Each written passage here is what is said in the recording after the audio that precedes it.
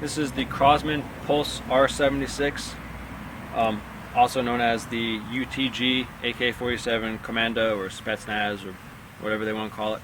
Basically, I say that because I've done side-by-side comparison, and this gun is about the same exact gun as the UTG version. If you look up UTG's AEGs, they have the same model.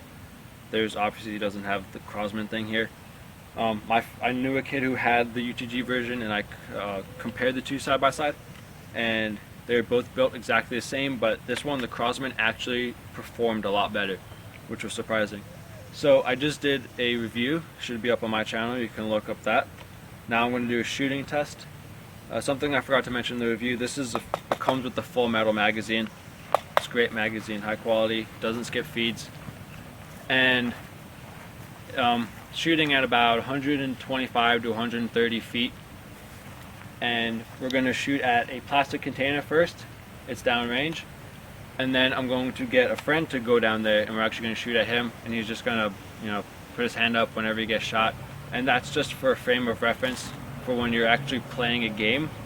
How far, is a good shot? How accurate can the gun be when you're actually shooting at a person? When it matters.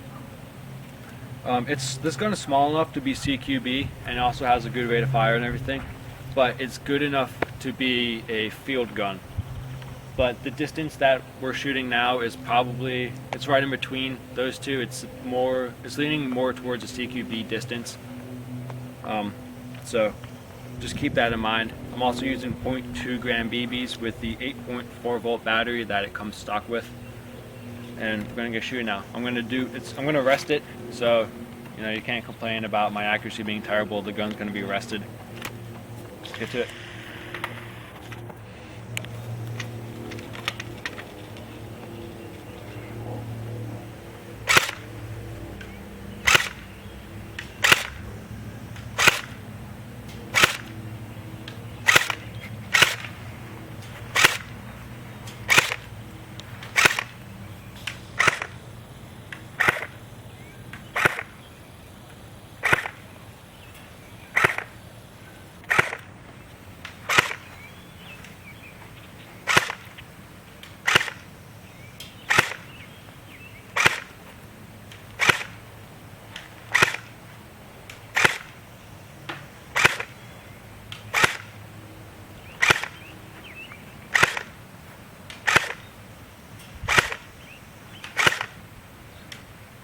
It's really hard to see where these things are going.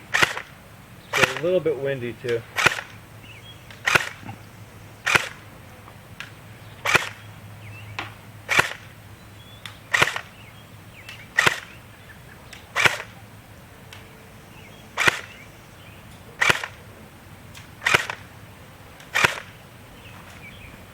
I'll wait for the wind to go by. So I'm just going to take a couple more shots.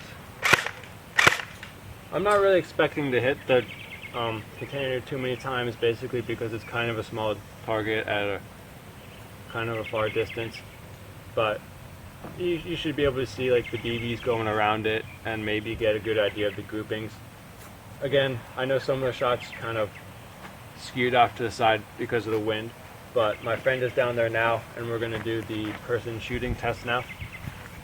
Let's see him do. Okay, going to do semi-auto.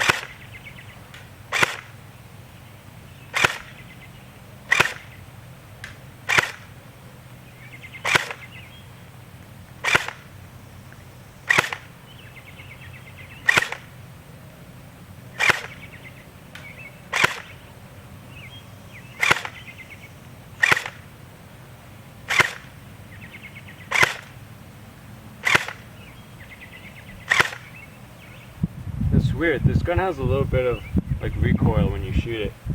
You can kind of feel it jump a little bit. It's not bad.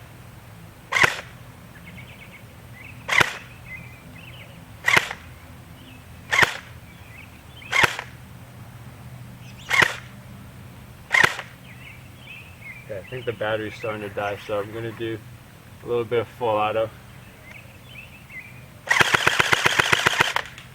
Yeah, the battery's totally dead. Probably should have done the full auto first. but if you watch the review that I did on it, I did do like a couple seconds of full auto just as a demonstration. I wasn't aiming at anything, and so that should help you get a better idea of how the rate of fire actually is with this gun, because right now the battery is dead and it's not feeding anymore, so we're out of ammo. So apologize for the dead battery, but I hope you got some good results. No, it's not a terribly inaccurate gun. It's also not the most accurate gun, but I think it's pretty good. I think it's a good gun. It has a good rate of fire on a good battery. Again, that's my fault. I should charge it a little bit. Just to end things, I am selling this gun. It may or may not come with an extra battery and magazine. They're basically my friends. I have like 4 friends who have the same gun. It's weird. But my other friend, he basically doesn't really care for his anymore, so he just kind of gave me the battery and magazine. So if you buy this gun, I will most likely include that with it. It comes in its original box. It hasn't been used all that much. And thanks for watching.